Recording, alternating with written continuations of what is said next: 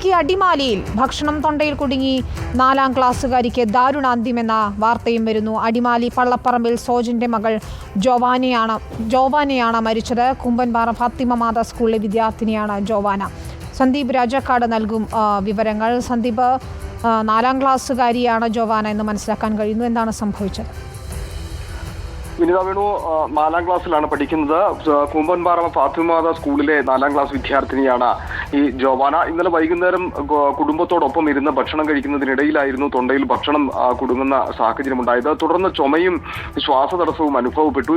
അപ്പോൾ തന്നെ മാതാപിതാക്കൾ ഈ ജോവാനയെ അടിമാലിയിലെ ആശുപത്രിയിലേക്ക് എത്തിക്കുകയായിരുന്നുവെങ്കിൽ പോലും മോർണിംഗ് സ്റ്റാർ ആശുപത്രിയിൽ വെച്ച് മരണം സംഭവിക്കുകയായിരുന്നു. ലങ്സിനകത്ത് ഭക്ഷണം കുടുങ്ങിയതാണ് ഇത്തരത്തിൽ മരണമുണ്ടായത് എന്നുള്ളത് പ്രാഥമികമായി തന്നെ മനസ്സിലാക്കാൻ സാധിക്കുന്നത്. എന്തായിരുന്നാലും കുട്ടിയുടെ മൃതദേഹം അടിമാലിയിലെ ആശുപത്രിയിൽ നിന്നും മോർണിംഗ് സ്റ്റാർ ആശുപത്രിയിൽ നിന്നും ഇടുക്കി മെഡിക്കൽ കോളേജിലേക്ക് മാറ്റിയിരിക്കുകയാണ്.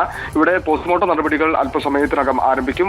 അതിനുശേഷം ബന്ധുക്കൾക്ക് മൃതദേഹം വിട്ടു നൽകും എന്നാണ് അധികൃതരിൽ നിന്ന് നമുക്ക് അറിയാൻ സാധിക്കുന്നത്. വിനീത, ശരി, ശ്വാസകോശത്തിൽ ഭക്ഷണം കുടുങ്ങിയതാണ് ഇത്തരത്തിൽ മരണത്തിനിടയാക്കിയത് എന്നാണ് സന്ദീപ് രാജക്കാട് റിപ്പോർട്ട് ചെയ്യുന്നത്. ഫാത്തിമ മാതാ സ്കൂളിലെ വിദ്യാർത്ഥിയാണ്, 4ാം ക്ലാസ് വിദ്യാർത്ഥിയാണ് ജോവാന. ഇന്ന് നമ്മൾ മലപ്പുറം